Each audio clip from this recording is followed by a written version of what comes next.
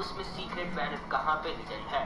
So you can see this is the loading screen for completing all the challenges of week 6 and secret banner यहाँ पे left side पे देख सकते हैं and this location is near the Mexico village near Paradise Palm and वहाँ जाके आप ये secret banner को collect कर सकते हैं. So that's it for this video guys. I hope आप लोगों को ये वीडियो पसंद आया होगा. अगर आपको पसंद आया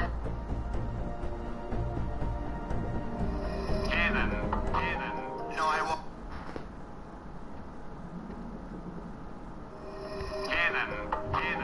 No, I walk with the racks on me. Bad bitch want back, and you know she throw that ass on me. I don't want that girl cause she want me, cause the cash on me. Yeah, you know she be capping on me. Dreadlock that cap on me. Back then they napped on me. Now they all just act on me. Now my they all on me. Pull out the Snapchats on me. I ain't got no Snapchat homie. I think it's too personal. That's what I got Twitter for. Instagram my bag, yo. Back then they napped on me. Now they all just act on me. Now my they all on me. Pull out the Snapchats on me. I ain't got no Snapchat homie. I think it's too personal. That's what I got Twitter for. Instagram my bag, yo. Back then they napped on me. Now they all just act on me. Now my they all on me. Pull out the Snapchats on me. I ain't got no Snapchat homie. I think it's too personal. نور دخل بس.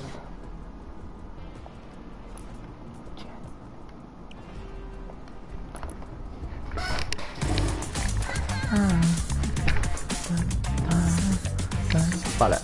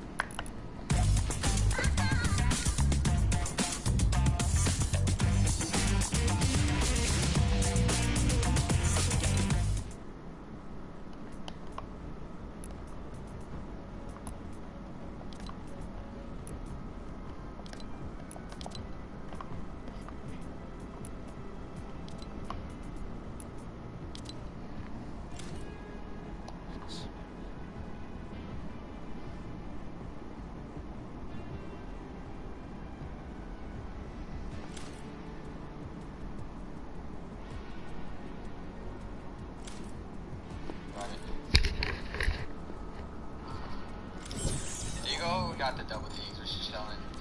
Did that really went to you in the four-wheeler? I don't know where that kid went. There's minis of, right here. No, I got doubles. Right here, right at the platform. What's up, Funid? What's good, Flashy? Man, you play PC on controller light? Yes, sir. Yes, sir. I'm gonna mess with my stream settings, guys. The stream might not be as good right now, but soon once I get all the stream settings and everything straight, then it'll definitely be better. What's good, Missio? My bad if I said that wrong. How you doing? What's good, Cash? Cayenne, what's good, bro?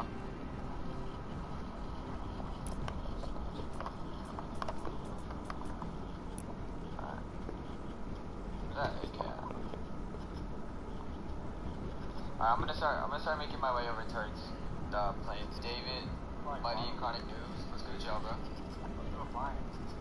Oh, I did it again. I'm coming.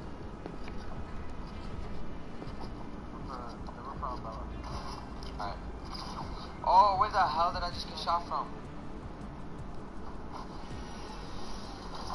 I honestly don't know where I just got shot from. Wow.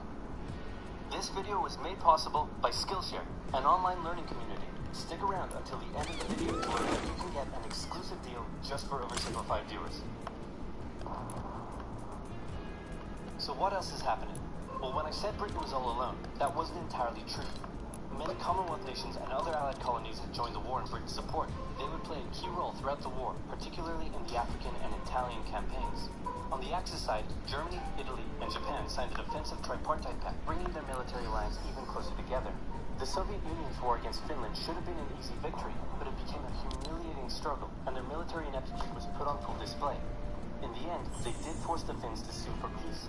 Then, they continued their honorable campaign of pushing around much smaller countries by annexing the Baltic states and part of northern Romania. France's colonies in equatorial Africa were like, heck no, we aren't going to join the Germans, and they all pledged their allegiance to free France, except for Gabon, which had to be taken by military force. The Allies also tried to capture the strategic port of Dakar, but that ended in failure.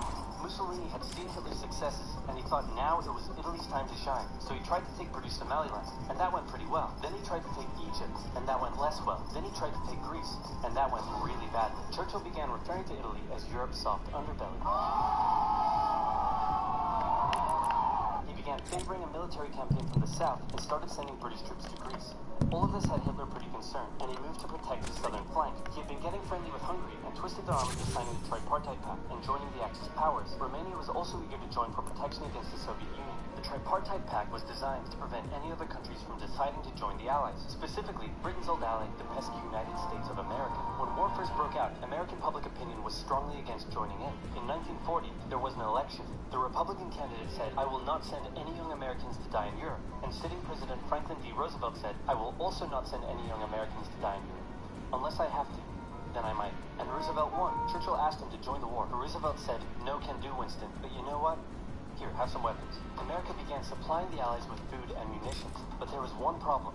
German U-boats were sinking thousands of Allied supply ships in the Atlantic, including American ones. If the Germans could sever Britain's supply line, the UK would starve. Throughout the war, the Allies had to come up with better technology to fight the U-boats. Improved radar, aircraft with longer range, better weaponry and convoy tactics. At one point, a man even called a meeting and said, "Pykrete, you take some wood, you take some ice, you put them together, you get pykrete." And then he pulled out a gun and shot some wood and it shattered. And then he shot some pykrete and the bullet ricocheted off it and hit someone else in the conference room.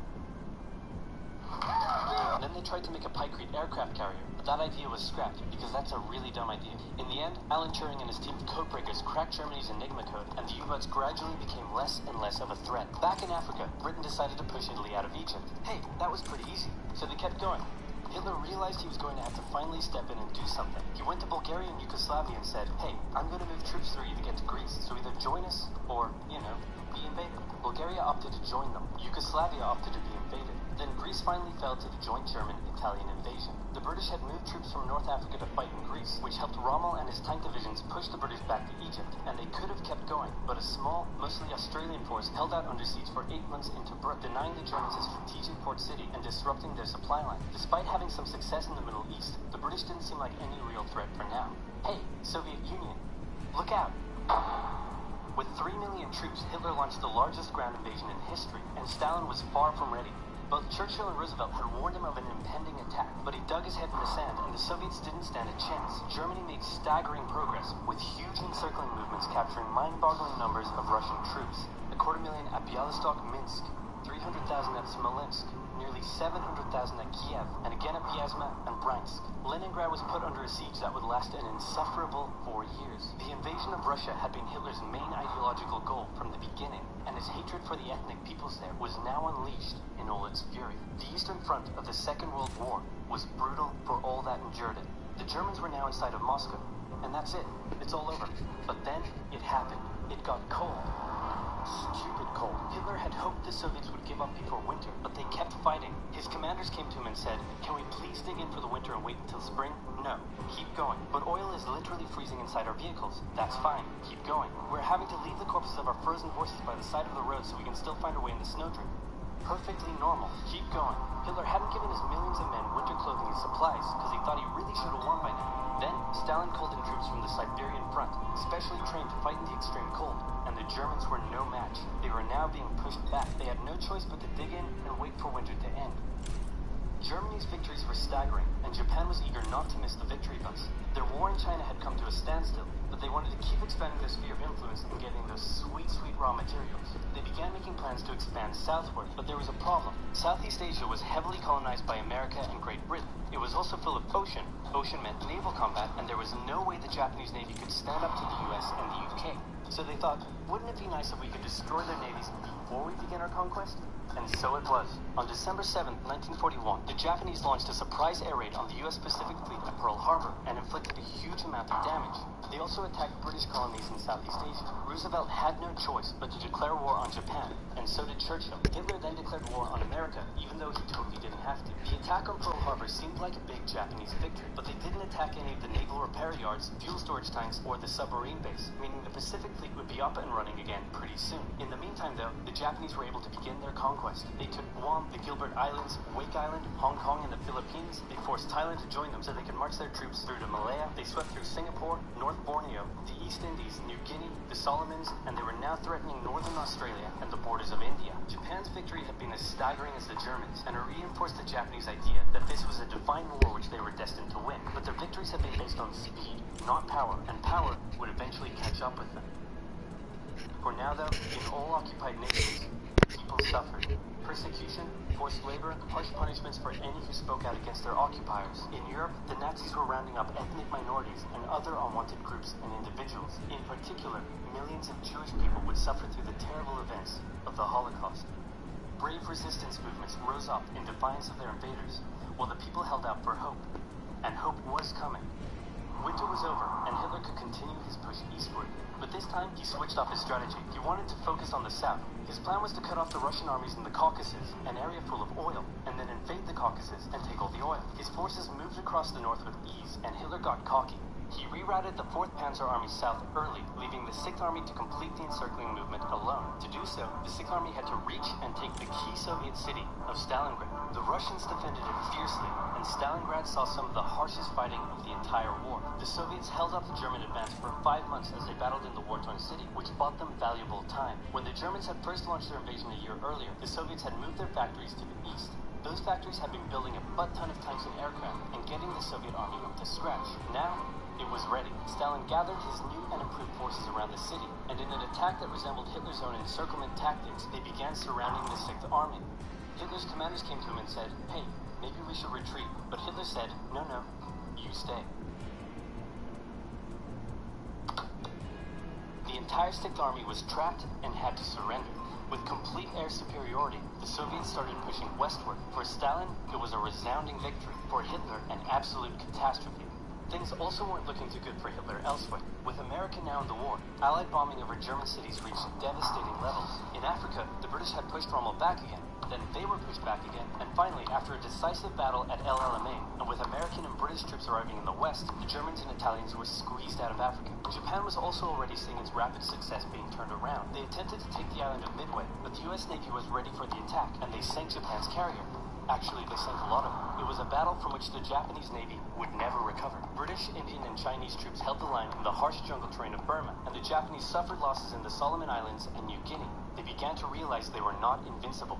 With the Axis out of Africa, the Allies had to decide their next move. Churchill still wanted to attack from the south, while the Americans preferred a full-sea invasion in northern France. "All right," said the Americans, "we'll do it your way." Allied forces successfully landed in Sicily and began moving north. They also carried out bombing raids over Rome. The thing was, many of the people in Sicily had relatives living in America, and they greeted the American troops quite warmly. With the war reaching home territory, most Italians just weren't that into it, and Mussolini was suddenly very unpopular. He was voted out by his own fascist Grand Council and was toppled from power. Italy immediately began negotiations for surrender. Hitler wasn't surprised and had already sent reinforcements southward. In an operation he ironically called Operation Axis, German troops quickly disarmed Italian troops in the north. The Allies continued fighting the Germans up through Italy, but then winter set in, meaning mud, and everything slowed to a halt.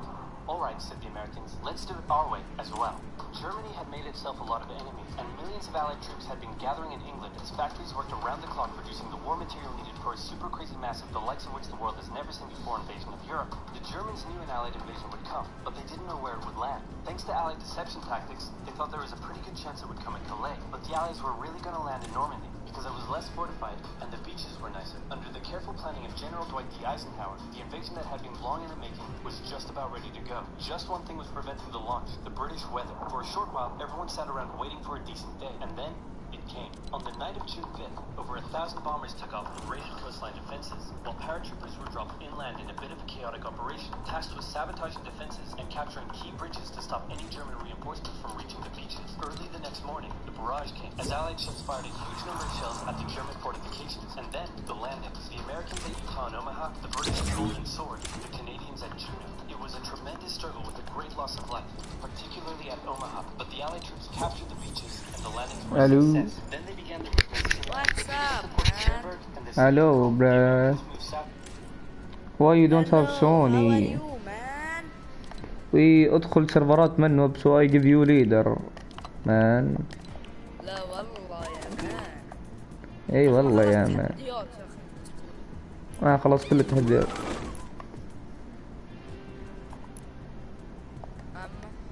والله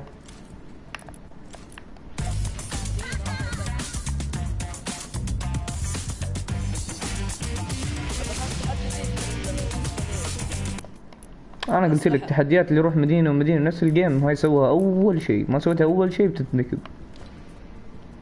خلاص انا مش هسويها نخلص. انا ما خلصت التحدي.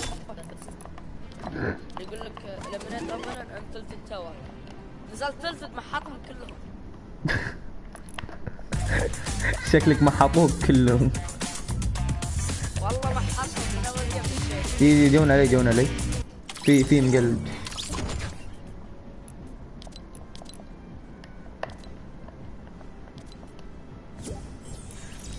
This game is دودو شوية. سربارة منوب. يو إلا فكر فورتنايت شغالة دقيقة.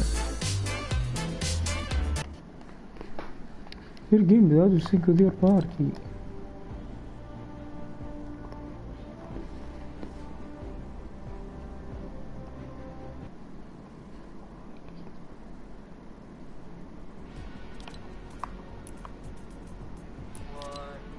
هو الدبل ديجل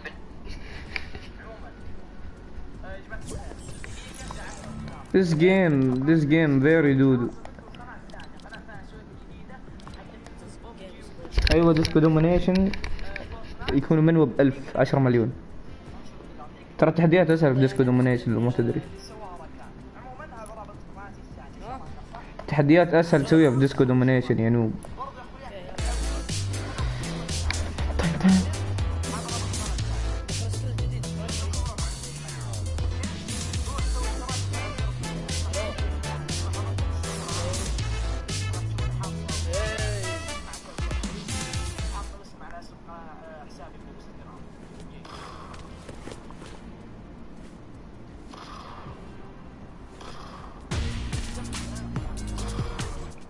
هذا رابط قناتي الثانية يا جماعة الخير، اللي ما اشترك فيها يشترك. هذا بث راح يطفي بعد نص ساعة شيء زي كذا. اوكي؟ وبعدها بث This episode is brought to you by Skillshare, the first 1,000 people to sign up using the link in the description, 39 to 1945, with deaths ranging from 50 million to more than 80 million. Both of these wars were catastrophic, but could it happen again? That's what we'll find out in this episode of the infographic show, What Are the Chances of World War III? Wars can break out for a number of reasons. World War I arguably started when Archduke Franz Ferdinand of Austria was assassinated on June 28, 1914. This was the immediate cause, but there were a series of events which triggered... وين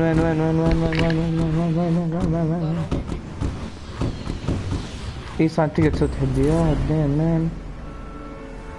انا بروح بلود كذا اوف كنت توني بقول بنزل بلود داستي طلعت داستي بنص السيزون. والله انا غلطان ليش ما جيت معاي؟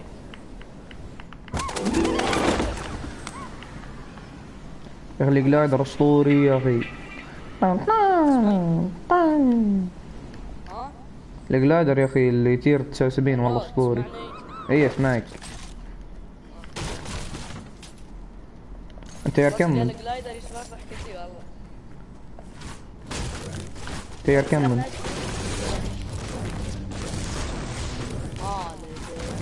عسى ما لها العلا. ايش جابك يا نشبة؟ ايش يا الله. نشبة نشبة نشبة نشبة. ابي اخلص تحدي الخمس اسلحة ذي. هاي اسهل منه الله ما خلق. ادخل جيم سولو فوز خلاص. خلاص مش بعد الجيم. يا اخوي لاقي نوب كذا دمجه مرة بليستول، بعدين يعطيه مرة ببوم، بعدين يعطيه مرة بام 16، بعدين يعطيه مرة ببيرست خلاص. ورب الكعبة قبل شوية يمكن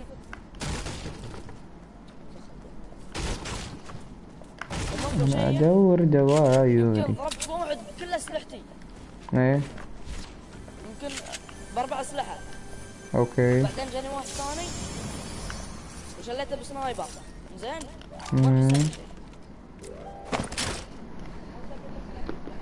يا حرام.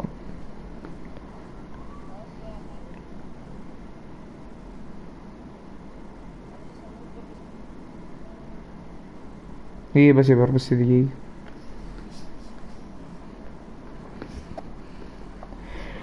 ادور دواء ما لقيته. السلام عليكم. في مكان سكواد. تعال ادور دواء دقيقة.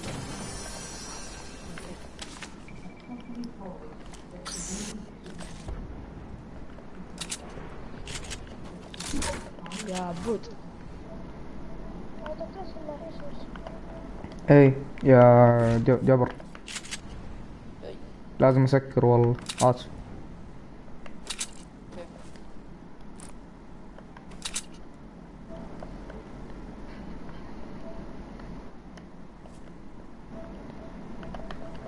تحت السيارة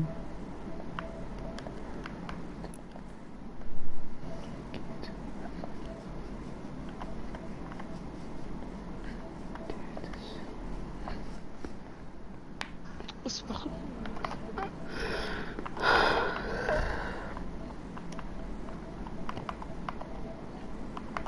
تحت السيارة. محمد. محمد. شغل بث. يب.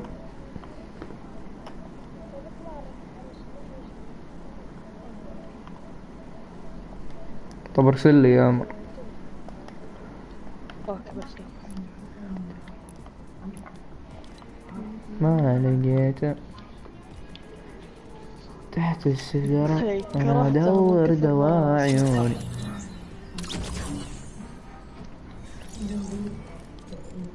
محمد لو شفت لعبة عمر طايح انه هو محط اعدادات جديدة. اوكي اوكي. ادور دواء عيوني.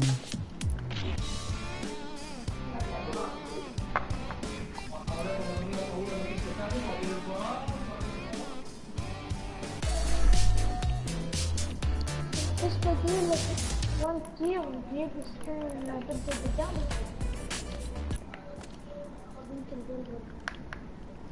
دور دواء عيوني. ما لقيته.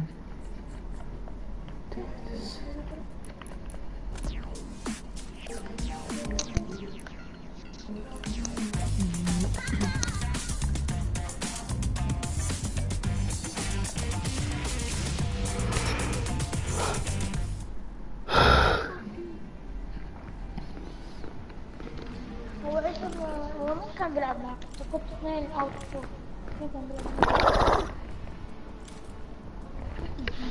تحت الشجرة وانا نار عيوني. ترى كذا. ليش طلعت محمد؟ لانه طلعني ما دخلني جيم.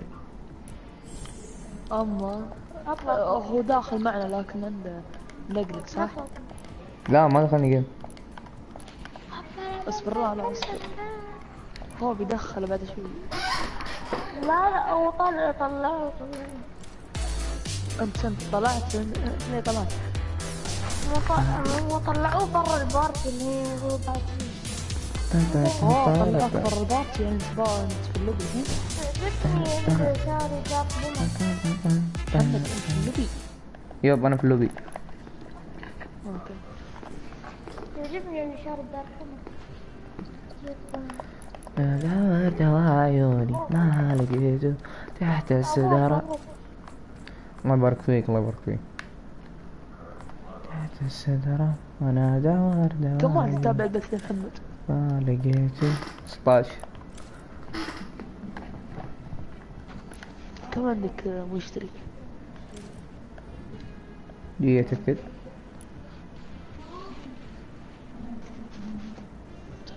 عندي 60.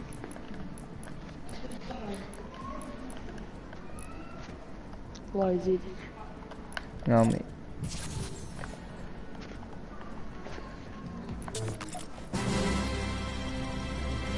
هذا 16 أجل. 16.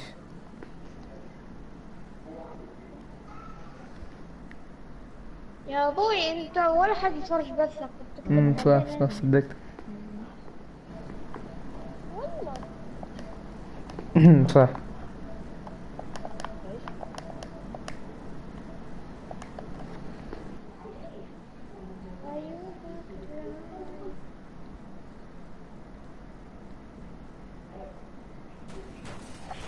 أنا دورت معاي